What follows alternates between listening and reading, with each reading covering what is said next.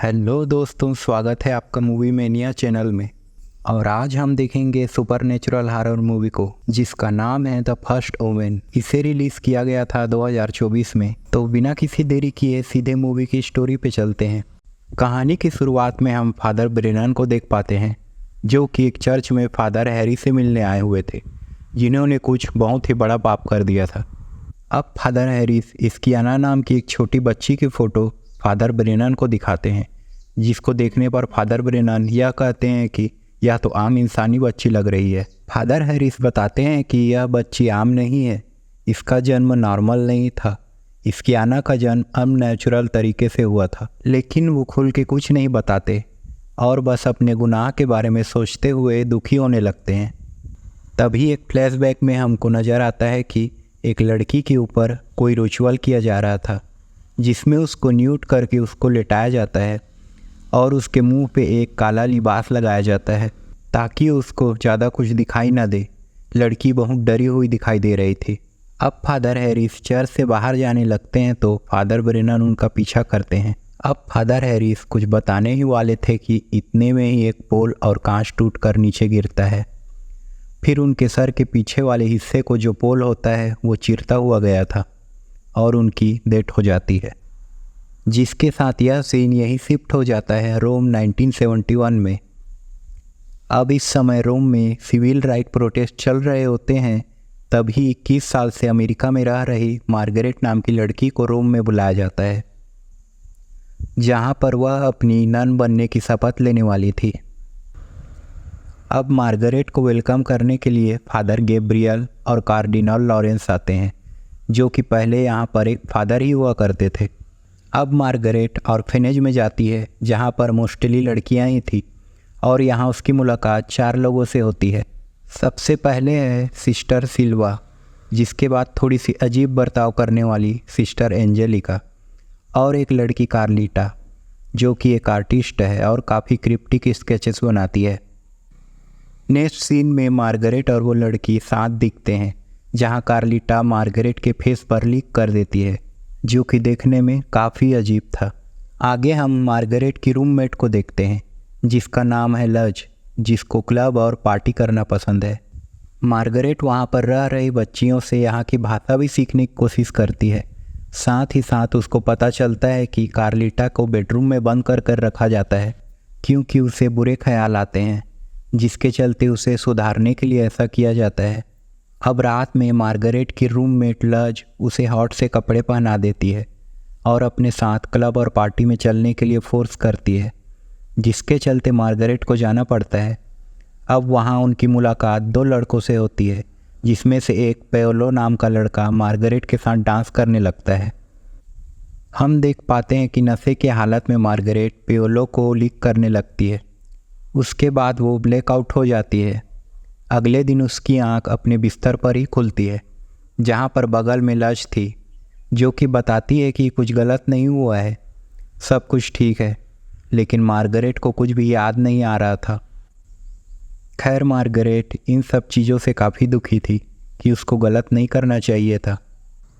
तभी हम नोटिस करते हैं कि जब मार्गरेट ऑर्फनेज से दूर थी, तब फादर ब्रेनन उससे मिलने आते हैं, जो कि यह बताते हैं कि ऑर्फनेज में उसे किसी पर भी भरोसा नहीं करना चाहिए, और कहते हैं कि उसने ज़रूर इस्कियाना का नाम सुना होगा, जिस पर मार्गरेट को याद आता है कि उसने एक फ़ोटो के अंदर यह नाम देखा था।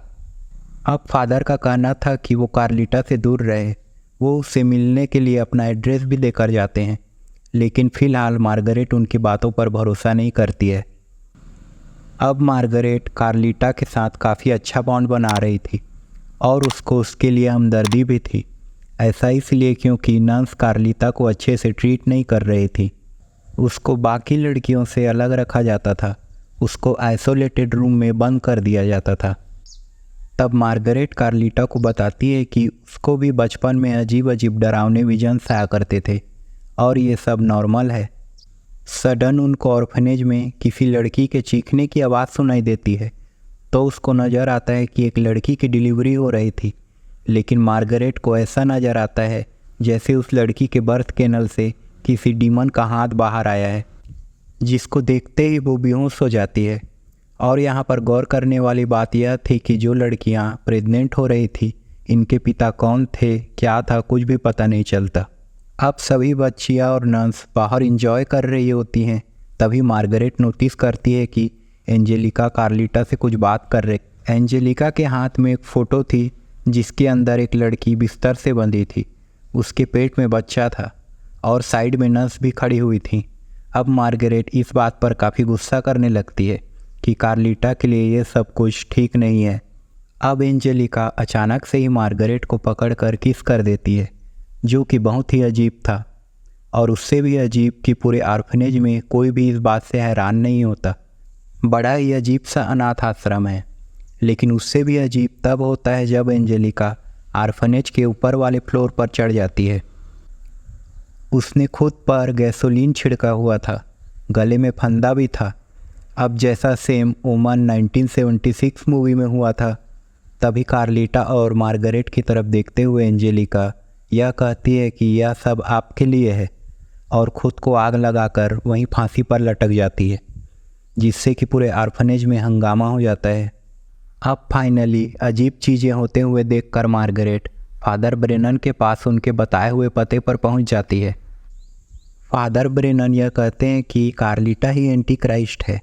ये ऑर्फनेज और चर्च मिलकर कई सालों से ऐसा कर रहे हैं और उनके पास अब एंटी क्राइस्ट आ चुका है, जो कि दुनिया के लिए खतरा है।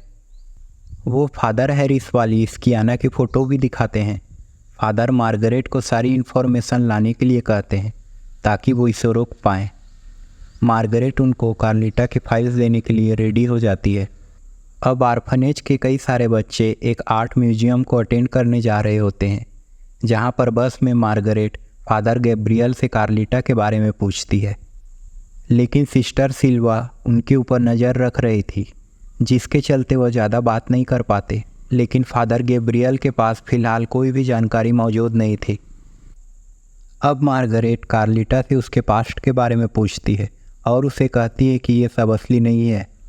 लेकिन कार्लिटा वहाँ से भाग जाती है और जब वो उसको मिलती है तब कार्लिटा के साथ सिस्टर एंजेलिका की आत्मा थी, जिसको देखते ही मार्गरेट बहुत डर जाती है और उसको सिस्टर सिल्वा बाहर लेकर जाती है, क्योंकि वहाँ पर दंगे होने लगते हैं और हवाएं चलने लगती हैं। तभी हम नोटिस करते हैं कि मार्गरेट को वहाँ डेमोनिक एंटिटी पकड़ रही है, लेकिन असलियत में वहाँ पर कुछ नहीं था। सिस्टर सिल्वा इस चीज़ को देख पा रही थी। अब सिस्टर सिल्वा सभी नर्स के सामने मार्गरेट को सख्त हिदायत देती है कि वह कार्लिटा के आसपास भी न दिखे और वह सभी ऑर्फनेज से बाहर चली जाएं। इनफैक्ट उसे शपथ लेने की भी कोई ज़रूरत नहीं है, क्योंकि वह मेंटली अनफिट है। लेकिन मार्गरेट उल्टा सिस्टर सिल्वा पे गुस्सा करती है कि वह कार्लिटा के साथ गलत कर रही है। अब मार्गरेट रोते हुए कार से बाहर निकल जाती है, जहाँ पर उसको पेओलो मिलता है, जो कि उसके साथ क्लब में डांस कर रहा था। लेकिन वह मार्गरेट से डर रहा था। मार्गरेट उसे कहती है कि वह उसे बताए कि आखिर उस रात हुआ क्या था, लेकिन वो उसको बस एक ही बात कहता है कि लुक फॉर द मार्क। और तभी एक भयानक ट्रक एक्सीडेंट से पेओलो की बॉडी दीवार से टकरा जाती है। मार्गरेट उसको बचाने की कोशिश करती है, लेकिन वो आधा कट जाता है। मार्गरेट के हाथ बस पेओलो का आधा हिस्सा ही था, जिससे कि आसपास के सभी लोग डर जाते हैं। तभी मार्गरेट चर्च में अपने गुनाहों के लिए माफ़ी मांगती है और हम देखते हैं कि कैंडल्स के बीच में बैठी हुई मार्गरेट ऐसी लग रही थी जैसे कि वो डेविल के कब्जे में थी। डेविल का डरावना मुंह बनता हुआ नजर आता है। खैर, अब लज फाइनली अपना शपथ लेती है नन बनने के लिए और मार्गरेट एक सीक्रेट चाबी ढूंढकर सीक्रेट बेसमेंट में चली जाती है, जहाँ पर स्कियाना नाम की फाइल्स थी।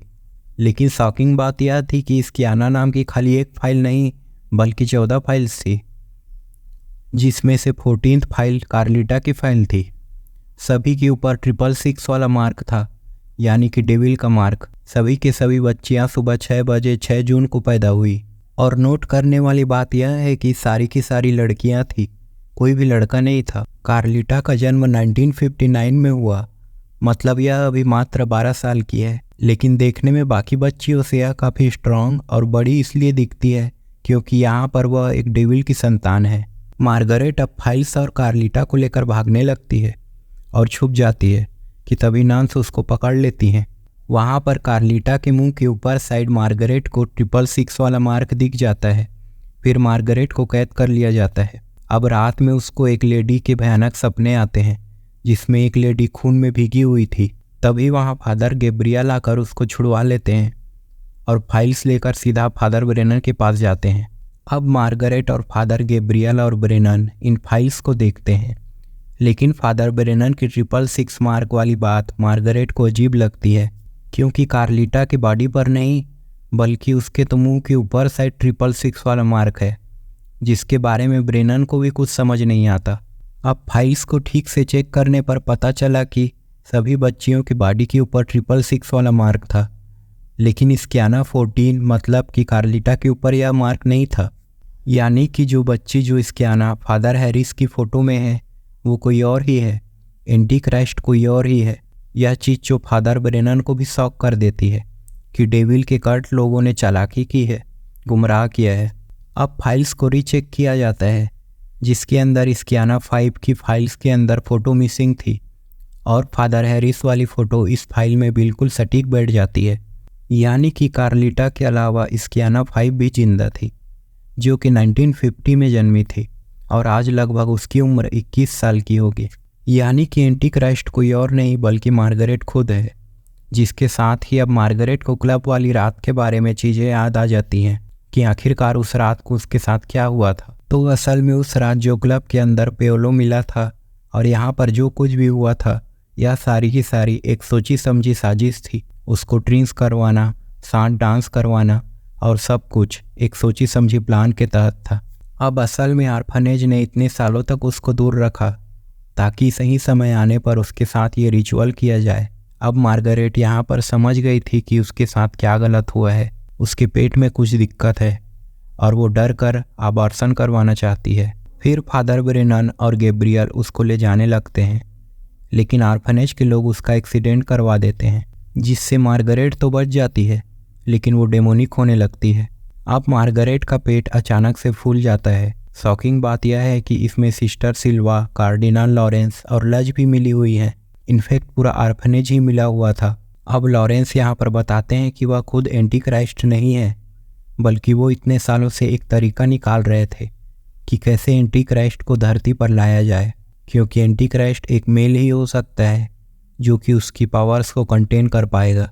तो इन्होंने एक सेनेटिक एंटिटी जेकल को बुलाया, जो कि अपने ही बच्चे के साथ इंटीमेट होकर एंटी क्राइस्ट को इस धरती पर ला सकता है। जी हाँ, अब तक की लड़कियां जो थी वो इसी डेमोनिक जेकल की संतानें थी। तभी तो फादर हैरिस ने कहा था कि ये नेचुरल बच्चियां नहीं हैं। सबसे पहले यहाँ पर आम लड़कियों के साथ इस जेकल ने इंटीमेसी की, जिससे कि यहाँ पर 14 लड़कियों में से खाली 2 संतानें हुई जो कि ठीक थी। एक थी स्कियाना 5 यानी कि 1950 में जन्मी मार्गरेट और दूसरी 1959 में जन्मी स्कियाना 14 यानी कि कार्लिटा। अब यहाँ पर इस आर्फनेज वालों का यह मानना है कि दुनिया जीसस क्राइस्ट से दूर हो गई है, तो एंटी क्राइस्ट को लाकर सबको डरा कर वापस जीसस क्राइस्ट की ओर ले जाना है। लेकिन असल में यार डेविल के पुजारी थे, ये फॉल्स गॉड को मानते थे। खैर, अब मार्गरेट को यहाँ पर 2 बच्चे होते हैं, एक लड़का और एक लड़की। इनको लड़की से कोई मतलब नहीं था, सिर्फ लड़के से मतलब था, जिसके ऊपर 666 वाला मार्क भी है और यही बच्चा एंटी क्राइस्ट है। सभी बहुत खुश थे और शुरू में मार्गरेट भी बच्चे को गले लगाती है, लेकिन वह समझ गई थी कि यह दुनिया के लिए खतरा है, जिसके चलते वो एक सर्जिकल नाइफ लेकर पहले फादर लॉरेंस को ख़त्म करती है और फिर बच्चे को भी करने वाली ही रहती है, लेकिन ऐसा नहीं हो पाता। आर्फनेज के लोग बच्ची को छीन लेते हैं और लज को, जो कि मार्गरेट की रूममेट थी, वो मार्गरेट के पेट में एक धारदार चीज़ से वास कर देती है, जिससे कि मार्गरेट वहीं पर गिर पड़ती है। अब सिस्टर सिल्वा ऑर्डर्स देती है कि मार्गरेट और उसकी बच्ची को आग लगा दो, दोनों मारे जाएंगे, क्योंकि उनको जो चाहिए था वो उनको मिल गया था। लेकिन कार्लिटा के मन में मार्गरेट के लिए प्यार था। वो आकर उसको और छोटी बच्ची को बचा लेती है, जहाँ मार्गरेट अपने सामने एक बर्निंग जैकल को देखती है। अब तभी हमें ओमेन 1976 मूवी की शुरुआत से पहले की कुछ चीज़ें दिखाई देती हैं, जहां आर्फनेज के मेंबर्स आपस में बात कर रहे थे और लज कार में थी। उसको अमेरिकन डिप्लोमेटिक रॉबर्ट थॉर्न और उसकी वाइफ कैथी के बारे में बताया जाता है कि उनकी डिलीवरी होने वाली है, उनको भी लड़का होगा, लेकिन हमें उनके बच्चे को लेकर हमारी एंटी क्राइस्ट को उनको देना होगा, क्योंकि इससे एंटी क्राइस्ट की परवरिश अच्छे ख़ानदान में होगी, उसके पास पावर्स आएंगे। अब मूवी के अंदर हम एक और चीज़ नोटिस कर पाते हैं कि अब रॉबर्ट और उसकी वाइफ कैथी को ये एंटी क्राइस्ट थमा दिया गया है।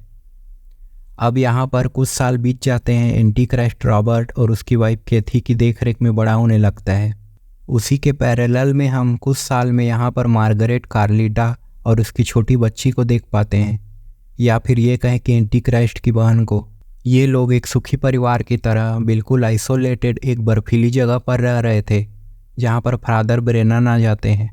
वो मार्गरेट को बताते हैं कि ऑर्फनेज को पता है कि तुम और कार्लिटा दोनों जिंदा हो और वो छोटी बच्ची भी जिंदा है और वो तुमको लेने ज़रूर आएंगे। लेकिन मार्गरेट उन पर बंदूक तान कर कहती है कि वो वहाँ से चले जाएं, वो बस यहाँ अकेले रहना चाहते हैं, जिस पर फादर ब्रेनन भी एग्री करते हैं। लेकिन जाने से पहले वो यह बताते हैं कि तुम्हारा बेटा जिंदा है और उसका नाम था डेमियन। इसी के साथ द फर्स्ट ओमेन मूवी यहीं पर ख़त्म हो जाती है। इस मूवी को डायरेक्ट किया है आरकासा स्टीवेंसन ने। तो ये थी दोस्तों द फर्स्ट ओमेन मूवी की कहानी। और अगर ये वीडियो आपको पसंद आए तो चैनल को लाइक एंड सब्सक्राइब ज़रूर कीजिएगा।